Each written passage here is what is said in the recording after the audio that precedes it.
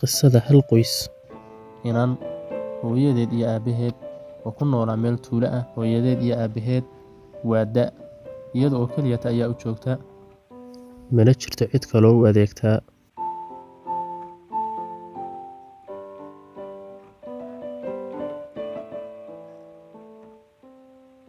Maalin maalmaha ka mid ah ayaa waxa ay kulmeen gabadhii wiil. Wiilkuna wuxuu ku yidhi waan ku soo doonayaa, laakiin waxay ku tidhi nasiib xumo ima soo dooni kartid, waayo hooyadii iyo aabahay ma haystaan cid kale oo ay miciinsadaan, sidaa daraaddeed aniga ima soo dooni kartid walaal. Wuxuu ku yidhi waxaasi macno male, aniga ayaa raba inaan ku guursado, marka waa khasab inaan ku soo doonaa. Gabadha waxay ku tidhi hooyadii waan u sheegi, laakiin ilama aha inay iga yeeli doonaan waalidiintaydu. Haye u sheeg buu yidhi, insha Allah guul baan rajaynaynaa. Kadib gabadha waxay u timid hooyadeed oo fadhida guriga hortiisa. Kadib waxay ku tidhi hooyo, wiil ayaa raba inuu isoo doono, si aad u aragtaan. Ani waan u sheegay inaan la bixin karin, laakiin isaga waa iga diiday. Hooyadeed waxay ku tidhi hooyo, siday kaa noqotay? Cid kale oon miciin ka dhigano ma haysanee, ha naga tegin hooyo. Kadib gabadhii waxay tidhi waan u sheegay wiilka inaynaan cid kale haysanin, laakiin wuu igu khasbee, maxaan hooyo samaynaa? Hooyadeed waxay ku tidhi waxaan u teganaa aabbaha ayaa ku bixin doonaa haddii uu ku yeelo, aniga waan ku bixin doonaa. Hooyo waxaad jeceshahay anna waan jecelahay, markaa aabbaha ayaan hadda u teganaa ina mari. Hooyadeed waxay ku leedahay arma aabbaha ina diidaa ama inaga yeeli waaya inaan adiga ku bixinno.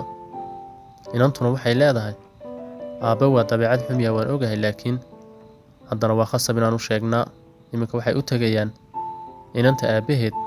Waa kana inanta aabaheed, waxa uu ka hor yimiday gabadhii uu qabay iyo gabadhiisii oo doonaysa in la bixiyo. Hooyadeed waxay ku tidhi hooyo waa kana aabbaha, la hadal oo u sheeg in lagu soo doonayo. Kadib gabadhii waxay tidhi aabe waxaan rabaa inaad bixiso, waayo waxa ay doonaya wiil. Aabaheedna wuxuu ku yidhi aabe waxaanu miciin ka dhiganno ma haysano, adigoo keliya noo jooga ee ha naga tegin, sidaas daraaddeed aabbo kuma bixin karna waa inaad noo joogtaa ilaa intaan helano cid noo kaa beddesha. Kadib waa iskaga dhaqaaqay aabaheed iyagiyo hooyadeedba, iyadoo aabaheed sii eegaysa. Haddana waxaa iska raacday hooyadeed oo waxa ay ku tidhi hooyo aabba waa ina diiday, se maxaan samaynaa? Gabadhii waxay dib ugu noqotay wiilkii, waxayna u sheegtay inuu aabaheed ka diiday inuu bixiyo.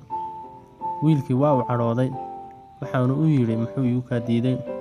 Saan hore kuugu sheegay waxay ku tidhi waxaan igu kaa diiday aabba ma haysta miciin iyo hooyo iyo aabbaba ma haystaan miciin, sidaas ayay igu kaa diideen.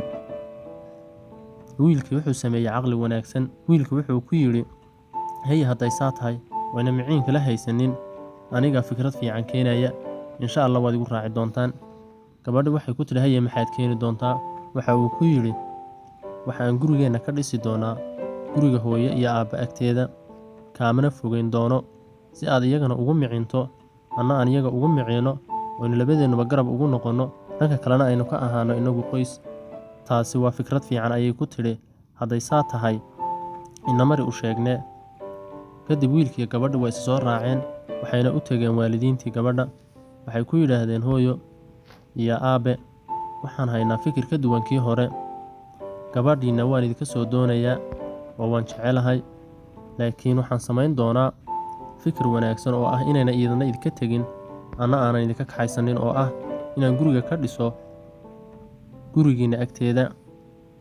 Markaasi waxay noqon doontaa inay gabadhiinnu idin miciinto oo ay idin taageerto, anigana ay xaaskayga ahaato, ubadka aan dhallaana labadeennaba waxbay noo wada qaban doonaa, anna waan idin caawin doonaa mar walba maadaamaan idinla joogo. Waalidiintii arrinkii way soo dhoweeyeen, waxayna ku yidhaahdeen waa fikrad fiican, gabadhaydina waan ku siinay, gurigana ka dhis gurigayaga agteeda.